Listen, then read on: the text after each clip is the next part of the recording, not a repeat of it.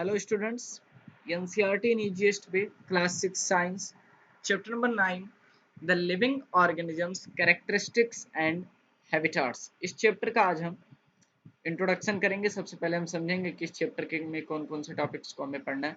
सबसे पहले हम समझते हैं कि चैप्टर का मतलब क्या है। The living organisms, living organism से आप क्या समझते हैं? सब जानते हैं, ऐसे जीव जंतु जो जीवित होने हम कहते हैं लिविंग ऑर्गेनिजम्स हैं, जैसे ह्यूमन बीइंग हैं, वेरियस एनिमल्स हैं, इंसेक्ट्स हैं, ये सब क्या है हमारे लिविंग ऑर्गेनिजम्स। लेकिन हमें कैसे पता चलता है कि कोई ऑब्जेक्ट रखा हुआ है ये लिविंग है या नॉन लिविंग है? तो ये उसके कैरेक्टर्स के बेसिस पे पता चलता है, यानी कि उसके प्रॉपर्टीज के बेसिस पे पता चलता है। तो ऐसे कौन से गुण हैं या ऐसे कौन से तरीके हैं जिनसे हमें पता चलता है कि जो प्रॉपर्टी पाई गई किसी ऑब्जेक्ट में तो वो ऑब्जेक्ट लिविंग हुआ, अन्यथा नॉन लिविंग हुआ। इसके बारे में हम इस चैप्टर में डिस्कस करेंगे और हम देखेंगे डिफरेंट डिफरेंट हैबिटाट्स। हैबिटाट्स क्या है? लिविंग ऑर्गेनिज्म का सराउंडिंग जिसमें वो रहते हैं, तो उसके बारे में ही भी हम इस चैप्टर में पढ़ेंगे। तो सबसे पहले हम देखते हैं कि इस चैप्टर में हमें क्या क्या पढ़ना है। तो हम देखते हैं कि इस चैप्टर में हमें कौन कौन से टॉपिक्स के बारे में पढ़ना है। ये इंट्रोडक्टरी लेक्चर है, तो आज हम सिर्फ इंट्रोडक्शन करेंगे। सबसे पहले हम देखते हैं, सबसे पहले हमें पढ़ना है कैरेक्टरिस्टिक्स ऑफ लिविंग ऑर्गेनिजम्स, कि लिविंग ऑर्गेनिजम्स के कैरेक्टरिस्टिक्स क्या है। तो लिविंग ऑर्गेनिज्म के कैरेक्टरिस्टिक क्या है, आप थोड़ा इमेजिन करके बताइए, बाकी आगे तो हम लेक्चर में पढ़ेंगे। तो हमारे लिविंग ऑर्गेनिजम्स का कैरेक्टरिस्टिक है ग्रोथ। जो भी चीज जीवित होती है वो क्या होती है, समय के साथ बढ़ती है। तो ग्रोथ जो है हमारा वो लिविंग ऑर्गेनिजम्स का कैरेक्टर है। और क्या है, रिप्रोडक्शन, यानी कि उससे नई संतान का जन्म होना, ये भी क्या है लिविंग ऑर्गेनिजम्स का ही कैरेक्टर।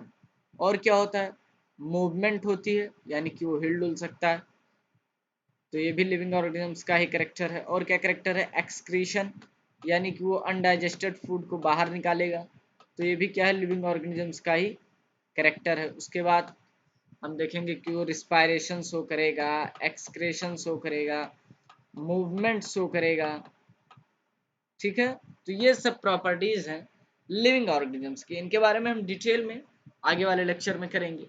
उसके बाद हमें पढ़ना है हैबिटाट्स के बारे में। हैबिटाट यानी कि surrounding of living organisms in which it live, उसी को हम कहते हैं हैबिटाट। जैसे कोई मान लिया जमीन पे रहता है, मिट्टी पे रहता है, तो वो क्या हो गया, उसका टेरेस्ट्रियल हैबिटाट हो गया। कोई पानी में रहता है तो उसका क्या हो गया, एक्वेटिक हैबिटाट हो गया। कोई डेजर्ट में रहता है तो डेजर्ट ही उसका हैबिटेट है। ऐसे जो भी ऑर्गेनिज्म जिस सराउंडिंग में रहते हैं उसको उसका हैबिटाट कहते हैं। और क्या हमें पढ़ना है इस चैप्टर में, एडाप्शंस। एडाप्शंस क्या है, जैसे हम नई जगह पर गए, ठीक है, नई जगह पर हम गए, मान लीजिए पहले हम रहते थे शिमला में, बाद में हम गए राजस्थान। तो शुरुआत में हमें बहुत गर्मी लगेगी, हम रह ही नहीं रह पाएंगे, एकदम अनकंफर्टेबल फील होगा। लेकिन धीरे धीरे हमारी बॉडी हैबिचुअल हो जाएगी और उस एटमॉस्फेयर में एडाप्ट कर जाएगी। तो ऐसे चेंजेस जो हमारी बॉडी के बिहेवियर में आते हैं या स्ट्रक्चर में आते हैं नई स्थान पर जाने से, जिसके वजह से हम वहां पर सरवाइव कर पाते हैं, उन चेंजेस को हम क्या कह सकते हैं, एडाप्शंस कहते हैं। उसके बाद हमें पढ़ना है एक्सक्रेशन के बारे में। तो एक्सक्रेशन आप सब जानते हैं कि जो हमारा वेस्ट मटेरियल है बॉडी का, उसको बाहर निकालने का प्रोसेस ही क्या कहलाता है, एक्सक्रेशन। जैसे हम टॉयलेट जाते हैं, सबको पता है। रेस्पायरेशन, रिस्पायरेशन वो प्रोसेस है जिसके थ्रू हमारी बॉडी, जैसे हमने खाना खाया, ठीक है, रोटी खाई, अब रोटी से या कोई भी फूड पार्टिकल खाया, तो उससे हमें एनर्जी मिलने के लिए क्या जरूरत है, कि उस फूड को बर्न किया जाए ऑक्सीजन के प्रेजेंस में, या बिना ऑक्सीजन के एब्सेंस में, कुछ बैक्टीरियाज में होता है। तो उससे जब हमें एनर्जी मिलती है, इस प्रोसेस को हम क्या कहलाते हैं, रेस्पायरेशन। बहुत लोग ब्रीथिंग को रिस्पायरेशन समझ देते हैं, ये बिल्कुल गलत है। जो हम इनहेल और एक्सेल करते हैं, यानी कि सांस अंदर लेते हैं बाहर लेते हैं, वो कहलाता है ब्रीथिंग। लेकिन रिस्पायरेशन इससे टोटली डिफरेंट प्रोसेस है। इसमें क्या होता है कि फूड से हम एनर्जी बनाते हैं, तो ये हमारा प्रोसेस है रिस्पायरेशन। इसके बारे में भी हम डिटेल में इसी चैप्टर में पढ़ेंगे। उसके बाद हम पढ़ेंगे ग्रोथ के बारे में। ये क्या है, ये लिविंग ऑर्गेनिजम्स का कैरेक्टर है। ग्रोथ का मतलब क्या है, इंक्रीज इन मास नंबर या सेल नंबर, या तो उसकी साइज बढ़ गई या मास बढ़ गया, तो दोनों तरीके से क्या होगा, ग्रोथ होगा। ये आप समझ चुके हैं। ये भी क्या है, कैरेक्टर है लिविंग ऑर्गेनिजम्स का। ठीक है, अब देखिए नॉन लिविंग ऑर्गेनिज्म तो ग्रो करेगा नहीं। आपने कुर्सी एक रखी, अब 1 साल बाद आएंगे तो कुर्सी बड़ी तो हो नहीं जाएगी, जितनी थी उतनी ही रहेगी। तो इसीलिए नॉन लिविंग ऑर्गेनिजम्स की ग्रोथ नहीं होती। उसके बाद हम पढ़ेंगे रिप्रोडक्शन। रिप्रोडक्शन क्या प्रोसेस है कि जब एक लिविंग ऑर्गेनिजम्स दूसरे लिविंग ऑर्गेनिजम्स को जन्म देता है, रिप्रोड्यूस करता है, प्रोड्यूस करता है, उस प्रोसेस को हम कहते हैं reproduction. Response to stimulus, response to stimulus क्या है कि मान लिया, स्टिमुलस का क्या मतलब है कि आने कि हमारे आगे कोई भी अनप्रिडिक्टेबल चीज आई तो हमारी बॉडी तुरंत रिएक्ट करती है। जैसे मैं आपको एक एग्जांपल से समझाता हूँ।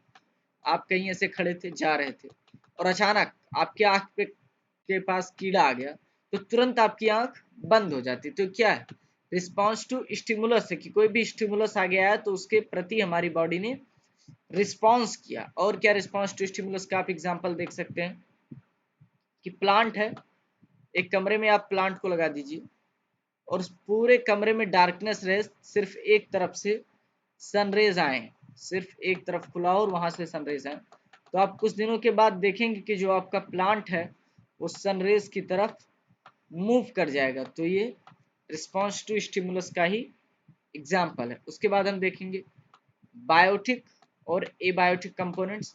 ये दोनों हमारे एनवायरनमेंट में पाए जाते हैं। बायोटिक का क्या मतलब है, जो लिविंग है। बायोटिक यानी कि जो लिविंग है, जो जिंदा है। और नॉन लिविंग जो है उन्हें हम क्या कहते हैं, एबायोटिक कंपोनेंट्स कहते हैं। तो हमारे एटमॉस्फेयर के लिविंग कंपोनेंट्स तो बहुत से हैं, सारे जानवर हमारे लिविंग कंपोनेंट्स में ही आते हैं। एबायोटिक कंपोनेंट्स के आप नाम बताइए, जैसे कौन कौन से हैं, सॉयल, वाटर, ये सब क्या है, एबायोटिक कंपोनेंट।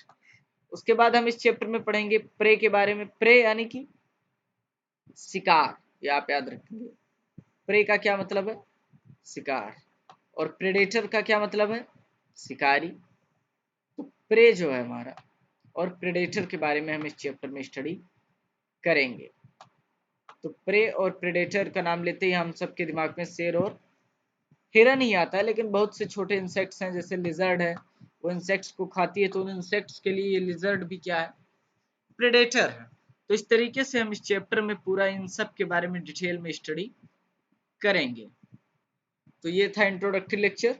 फिर आने वाले लेक्चर्स में बारी बारी से हम सारे चैप्टर्स को, सारे टॉपिक्स को अच्छे से पढ़ेंगे। तब तक के लिए थैंक्स अलॉट। आप एक बार एनसीईआरटी को रीड करके जरूर आए अगले लेक्चर से पहले, और अदर चैप्टर्स के लिए आप चैनल पे जाके प्लेलिस्ट को जरूर चेक करें। तब तक के लिए थैंक्स अलॉट, बहुत बहुत धन्यवाद। कोई भी डाउट हो तो कमेंट सेक्शन में जरूर पूछें। समय देने के लिए बहुत बहुत धन्यवाद।